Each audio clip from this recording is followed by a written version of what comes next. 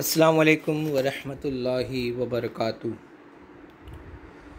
Dear students of Standard 9th, welcome back to the online lecture series of Hera English School for the subject of Science 2. So in the last lecture, we had discussed about different types of waste like biodegradable waste, non-biodegradable waste. And today we are going to discuss how to manage this waste.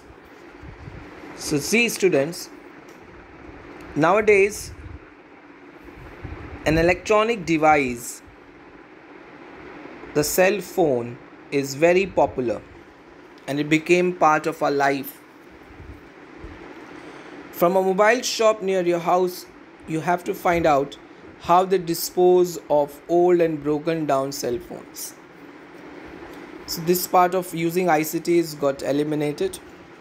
Now this diagram or the chart will help us understand what are the harmful effects of solid waste. They affect on biodiversity. They have bad odor of waste. The production of toxic gases are involved when this kind of solid waste are burned. Degradation of natural beauty, then it leads to air pollution, water pollution, soil pollution, and then spreading of diseases as well. So these all are the harmful effects of solid waste. Moving ahead, now there comes necessity of solid waste management. Why there is need for managing this solid waste? For preventing environmental pollution and to keep the surrounding clean, we need to have this solid waste management. Then for energy as well as fertilizer production, and through that to generate work and employment opportunities. So this also lead to employment opportunities when we look for producing energy from all this kind of waste. To reduce the strain on natural resources through treatment of solid waste. When the solid waste are treated, the strain, the pressure on natural resources get reduced. And to improve the health and quality of the life and to maintain environmental balance. So these are very important 4 points which are necessary for managing the solid waste. And now this is the need of hour to implement solid waste management practices to avoid the possible problems due to solid waste generated from urban and industrial areas and to maintain a clean environment. So students, this is so important that if we don't follow solid waste management practices, it will lead to various problems. Okay, the urban area, particularly city areas where these waste are generated in tons on daily basis, tons of waste.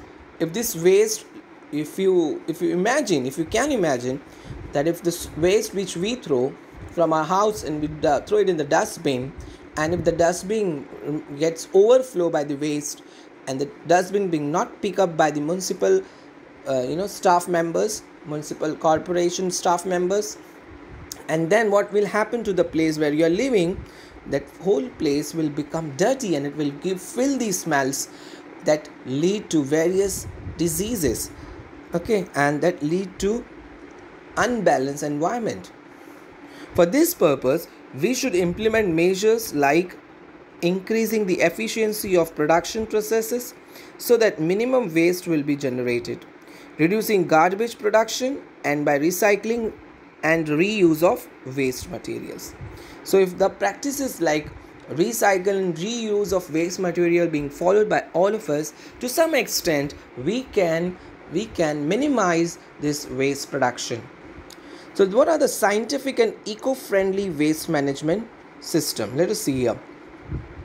There can be separation and categorization of waste.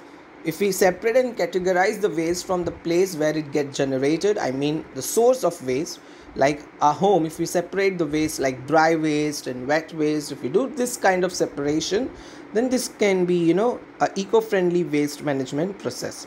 Then we can go for composting. We know what is composting. When all this wet waste are collected and they are being placed in under the soil, you get a compost which is used for as a fertilizer, biofertilizer, okay, manure for the farming processes. Then it can be used for safe land filling sites. Land can be filled by the waste for vermicomposting. Then industrial solid waste management can also be used as a landfill method. Pyrolysis, this is another important waste management process, where energy production by burning of waste at high temperature. Whenever it's pyrolysis, burning at high temperature, the waste, when they are burned at high temperature, different gas evolve out of them, and that can be used as a source of energy. Biomedical waste management, okay, this biomedical waste are the dangerous waste. If this waste are being disposed without taking care, then this may lead to diseases, the spread of diseases, particularly like the situations which we are facing now. It's pandemic, or the spread of disease very rapidly, and biomedical waste are to be treated with utmost care. Okay, so these are the waste management, different waste management processes or the method. Now moving ahead, there are 7 principles involved for the solid waste management. Let us see one by one. The first one is reuse. If we follow these principles, so the solid waste can be managed. So first one is reuse. After use materials should be reused for some other purposes. So for example, if we use some products, and there is no any particular thing which we can get off it, but we can use it again. For example, a plastic bottle which we get from the market as a soft drink, or the anything which you purchase. So bottle is a very common thing you get as a container, and the product are filled in them. So when your product get over, you can use that bottle for any other purpose. Then the another one is refuse. What you should refuse? Refusal to use articles made from non-biodegradable articles like plastic and thermocol. So if you refuse to buy those products which have plastic or a thermocol as a container, you should refuse it, so the purchaser will not use that product to fill that product in that particular container. Okay, so refusal from your side. Then the third one is recycle. So production of useful articles by recycling solid waste, for example paper, glass, and this all can be recycled. Then if we talk about rethinking our habits, we should rethink about our habits, okay, activities and their consequences in connection with the use of various articles of daily use. We should think over it, okay, about our actions. Then reduce. If you reduce, restriction the use of resources to avoid their wastage. Old materials should be reused, okay. One thing should be shared by many. Use and throw type of objects should be avoided. Okay, we should avoid those objects which is, nowadays we get a pen for 2 rupees or 3 rupees. Once you write, you have to throw it. Okay, but that is made up of plastic. Okay, so you should not use such. It's a cheap, but the plastic is, you're giving your bit, your consider you're contributing that plastic waste. So that is something which to be stopped. Research. So conducting research related to reuse of materials that are temporarily out of use. Research are being going on. Regulation and public awareness. Following the laws and rules related to waste management and motivating others to do the same. So if there are rules and regulation, we should follow those rules for managing this solid waste. Okay, moving ahead. Then there are some habits. Do we have those habits? So there are some habits which you should follow. Following the 3R mantra: reduce, reuse and recycle. Throwing plastic wrappers of chocolates, ice creams, biscuits, etc. into dustbin. We should properly throw them in particular dustbin. Avoiding use of plastic bags instead of, we should avoid using plastic bags. Instead of that, we should use cloth bags.